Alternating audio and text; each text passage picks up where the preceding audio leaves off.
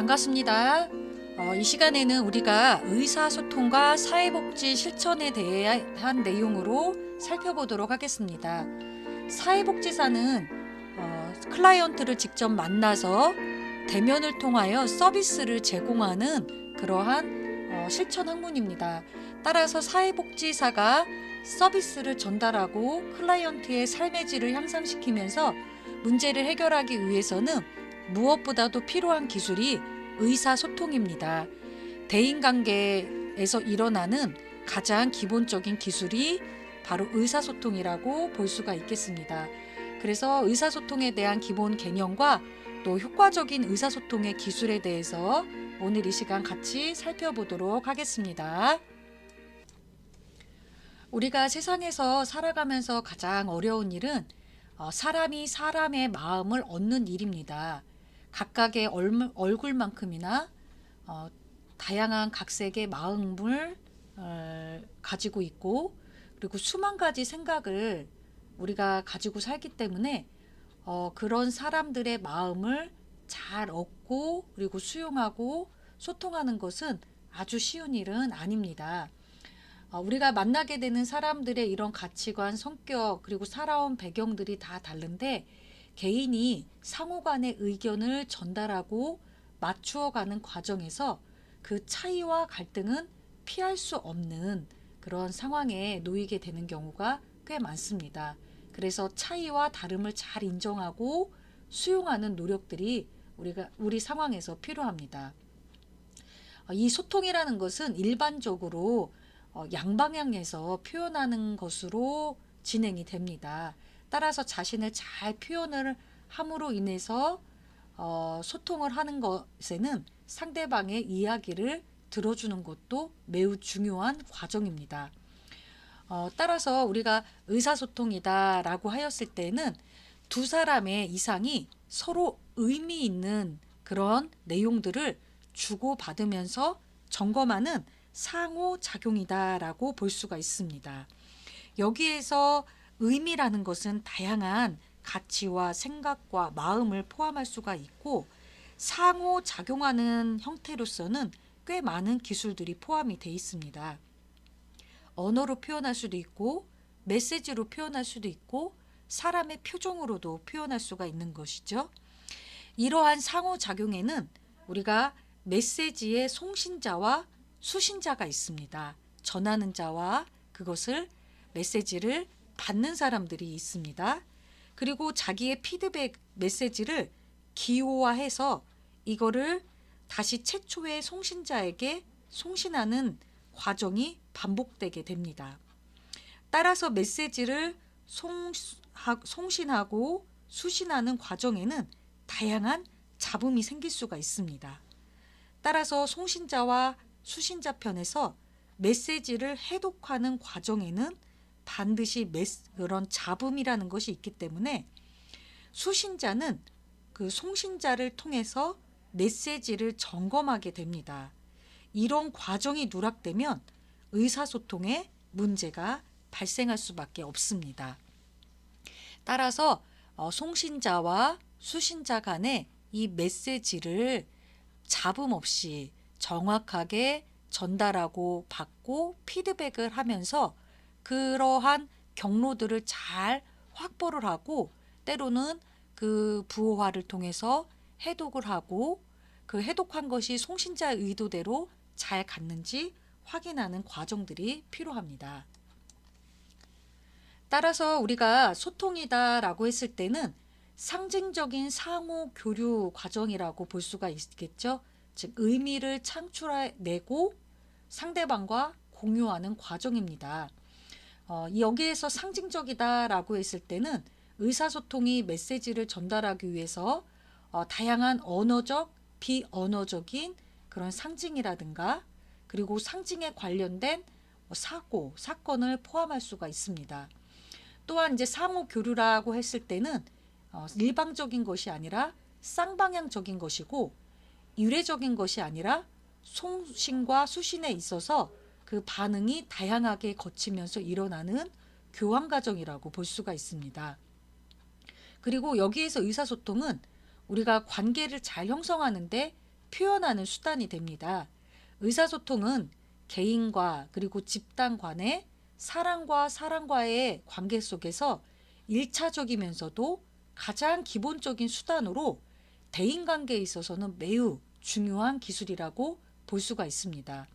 따라서 소통을 통하여서 사람을 이해할 수가 있고 친밀한 관계를 형성할 수 있고 때로는 갈등을 유발하지만 그 갈등을 해결할 수도 있고요. 또한 이 의사소통을 통하여서 우리가 삶에 일어나는 여러 가지 문제들을 일으킬 수도 있지만 그걸 또 해결할 수 있다라는 것이죠. 말 한마디로 청량빛을 갚는다라는 그런 우리나라 속담이 있듯이 말이라는 것, 소통이라는 것은 이처럼 매우 인생에 있어서 중요한 요소라고 볼 수가 있습니다. 그렇다면은 이러한 의사소통이 어떻게 사회복지 실천 안에서 적용될 수 있는지에 대한 부분을 우리가 살펴보도록 하겠습니다. 사회복지 실천에서 의사소통은 보통 우리가 면접 또는 상담을 통해서 이루어지게 됩니다.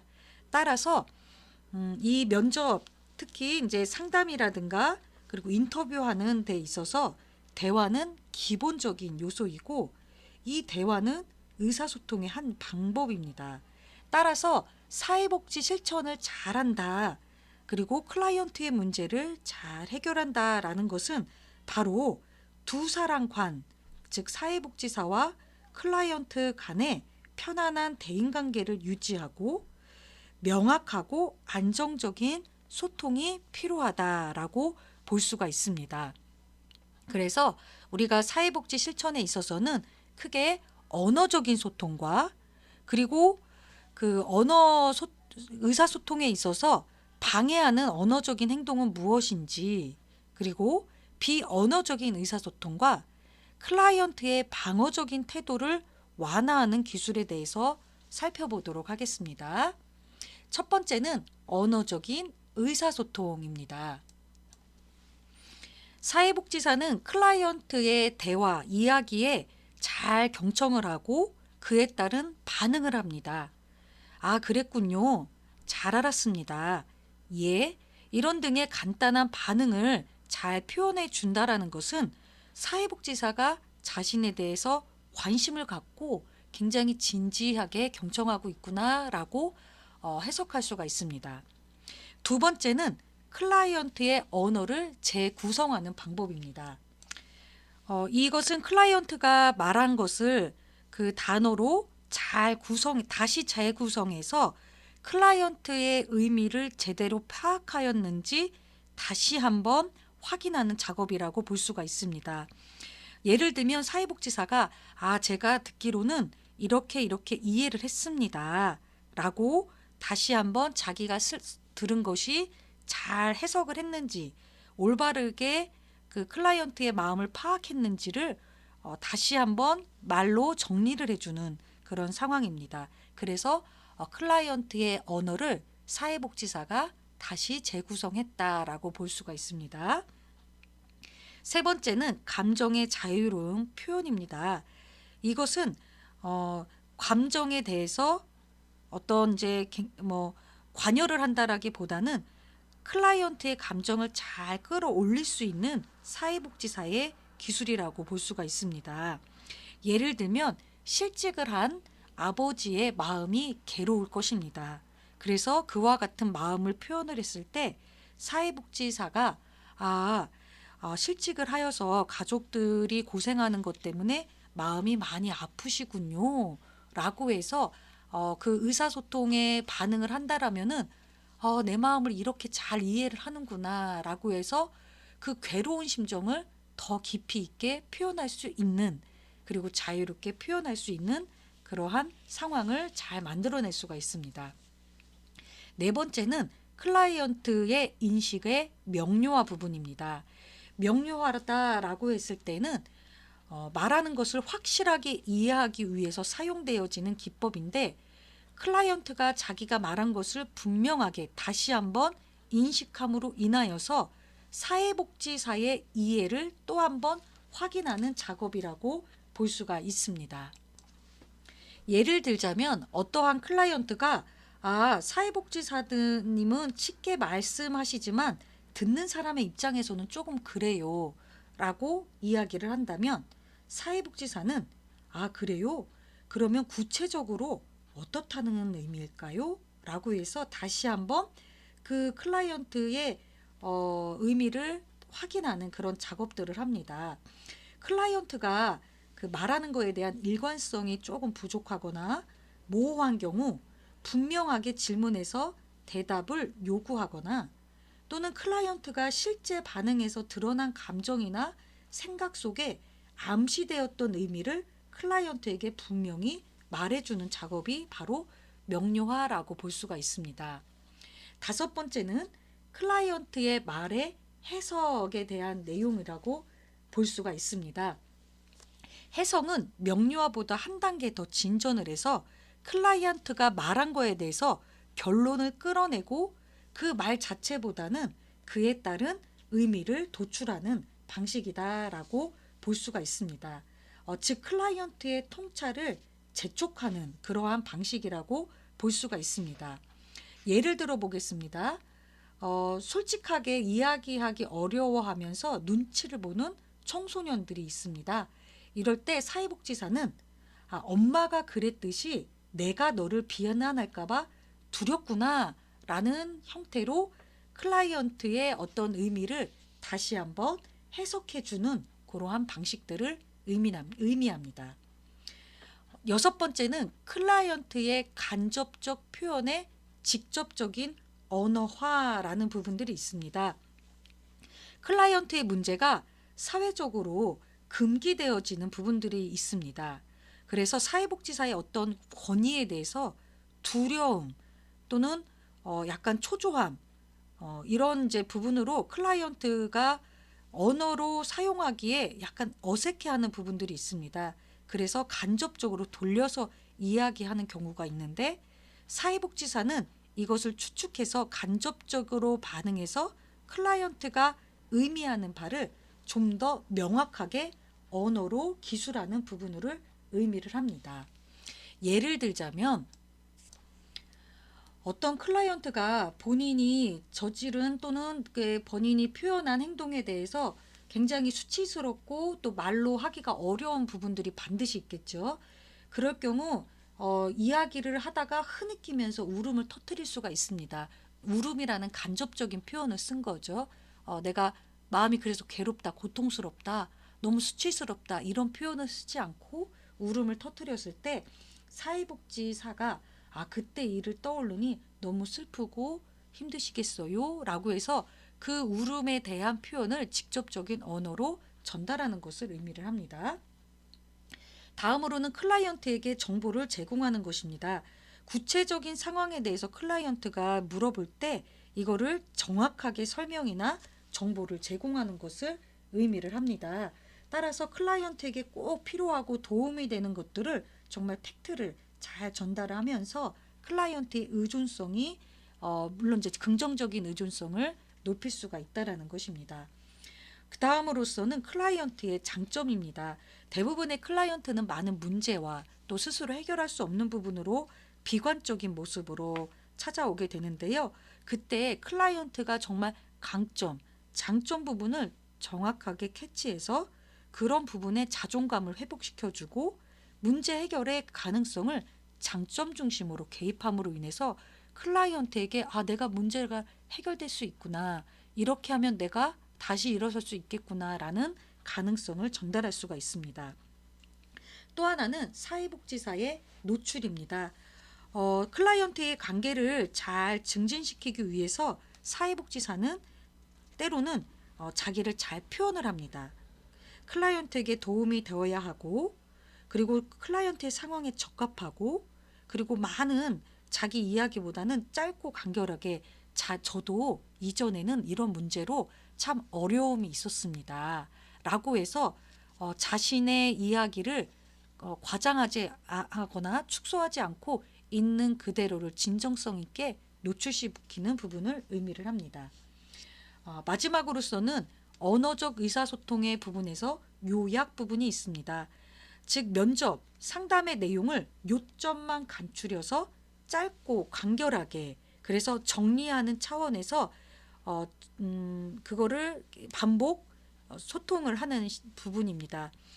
동시에 면접의 방향, 그 상담의 방향을 다시 한번 그 방향성과 목표를 확인하는 그런 작업이라고 볼 수가 있겠습니다. 다음을 보시면은요, 의사소통에 방해가 되는 사회복지사의 언어적 반응이 있습니다. 즉, 의사소통에 방해가 된다라는 것은 다른 말로 사회복지사와 클라이언트의 관계에 있어서도 반드시 저해 요건이 될 수가 있습니다. 한번 박스를 보면서 설명을 해보도록 하겠습니다. 첫 번째는 바로 도덕적인 반응입니다. 도덕적인 기준에 못 미쳤을 때 사회복지사가 약간의 비난조로 이제 그 도덕적으로 이렇게 비난을 하죠. 당신이 아기를 출산하는데 너무 나이가 어리지 않습니까? 라는 그런 대사가 이루어졌다면 클라이언트는 먼저 이렇게 마음에 벽이 생기고 수치스러움 속에서 자기를 방어를 하게 됩니다. 다음으로는 성급한 조언과 해결책을 제시합니다. 당신은 이렇게 이렇게 하십시오. 남편과 헤어지고 새로운 분과 결혼하는 것이 좋겠어요. 이미 모든 내가 사회복지사로서 방향을 제시해주고 이렇게 하라 저렇게 하라라는 명령조가 이루어지게 되죠. 그랬을 때 이제는 나는 그냥 그렇게 사람이 명령한 대로 해야 되는구나 라는 형태로 클라이언트가 받아들여짐으로 인해서 원조가 아닌 그냥 주종의 관계가 형성이 될 수밖에 없습니다. 세 번째는 논리적 설득과 논쟁에 따라서 지적으로 분석을 하는 것입니다. 즉 사회복지사가 당신의 알코올 중독에 대해서 생각해 봅시다 하면서 지적으로 그리고 논리적으로 막 분석하려고 합니다. 그러면 나를 너무 꿰뚫어서 막 내 마음을 쏙쏙쏙쏙 이렇게 갈라놓는 부분들을 하게 되죠. 그랬을 때 사회복지사의 이 발언에 클라이언트는 자기를 방어할 뿐만 아니라 그래서 어떻다라는 거죠? 라고 해서 계속 논쟁과 시시비비가 가려지게 된다라는 것입니다. 또 하나, 비판과 비난에 대한 적응 부분입니다. 예를 들어서 사회복지사가 클라이언트에게 그 점에 있어서는 당신이 틀렸어요. 틀렸다라는 거를 지적해 주는 거죠. 앞서서 설명드렸던 도덕적 반응하고 약간 유사한 부분이라고 볼 수가 있습니다. 그러다 보면 사회복지사의 이 발언에 클라이언트는 공격성이 가해집니다. 당신이 뭔데? 라는 이제 공격이 가해지게 됩니다. 다음으로는 극적인 해석과 명명입니다. 예를 들어 사회복지사가 당신은 수동적 그리고 공격적 성격 장애가 있어요. 나에게 투사하지 마세요. 다른 사람에게 했다고 나한테도 똑같이 이렇게 하지 마세요. 라고 또 한 번 명명을 합니다. 즉 명령을 하죠. 당신은 이렇습니다. 극적 해석과 나에게 투사하지 마세요. 명령이 생기면서 클라이언트는 저항하는 마음이 생기게 됩니다. 다음으로서는 거칠애적인 확신과 동정, 의로입니다. 모든 것이 잘 될 거예요.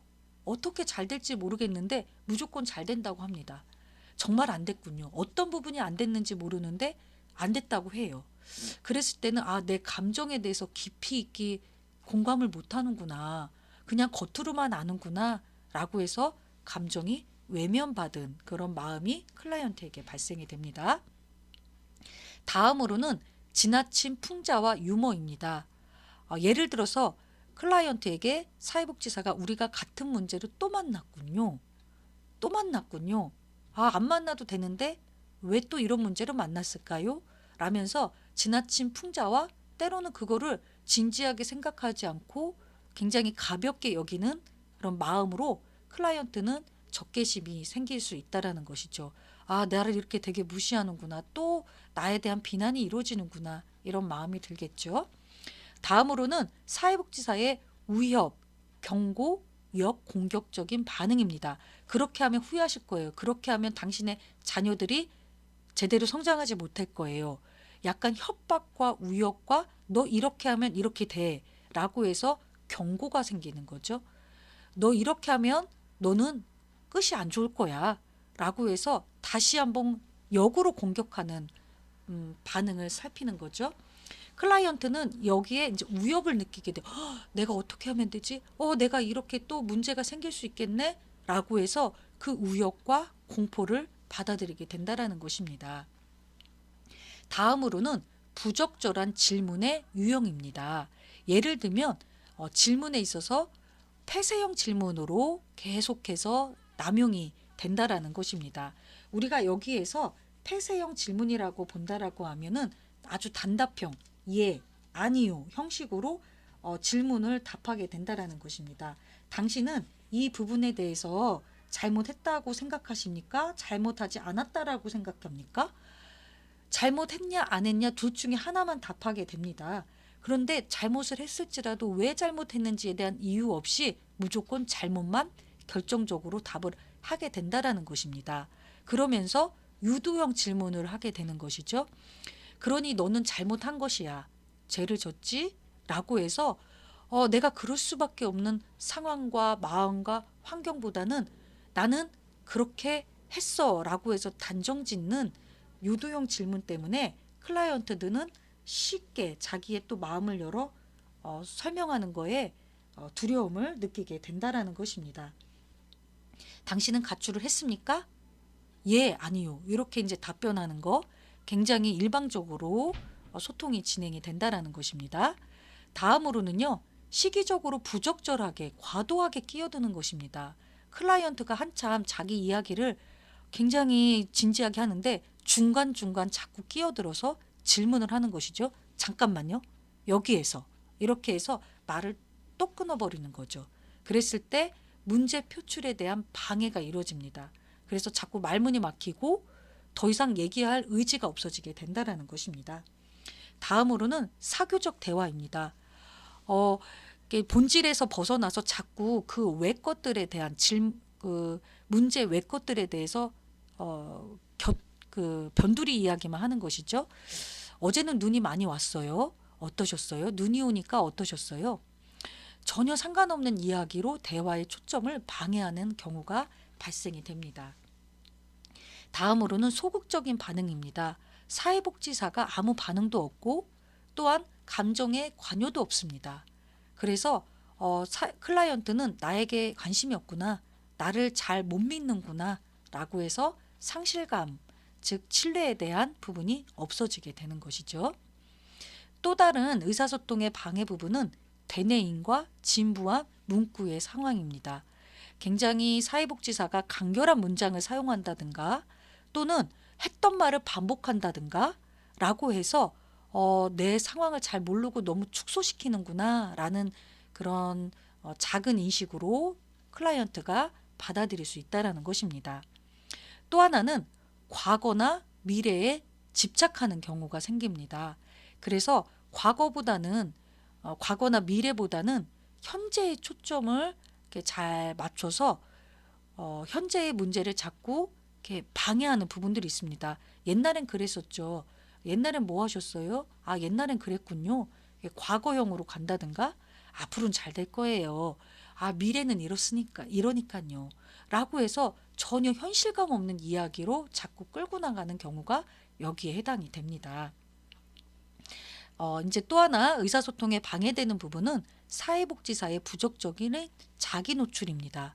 사회복지사는 클라이언트의 이야기를 듣고 거기에 맞춰가는 것이 주요 역할인데도 불구하고 너무 자기에게 지나치게 중심을 두고 자기 이야기에 많은 비중을 둡니다. 그러다 보니까 오히려 입장이 바뀌어서 클라이언트가 사회복지사를 공감해야 되고 사회복지사의 이야기에 경청을 해야 되는 상황들이 발생이 됩니다. 따라서 의사소통에 있어서는 지금 설명드렸던 이런 부분들이 사회복지사로 하여금 소통에 있어서 방해되는 요소가 될 수 있다는 것입니다. 지금 설명드린 거는 꼭 사회복지 실천 현장에서만 일어나는 것은 아니고요. 우리가 일반적으로 대화 속에서도 이러한 언어적인 그런 대사들이 꽤 많이 일어나는 것을 볼 수가 있겠습니다. 이번 시간에 우리가 의사소통이 어떤 개념인지를 살펴보았고요. 또한 의사소통에 있어서 언어적인 소통 부분과 그리고 이 언어에 있어 즉 소통에 있어서 방해가 되는 그런 부분들을 살펴보았습니다.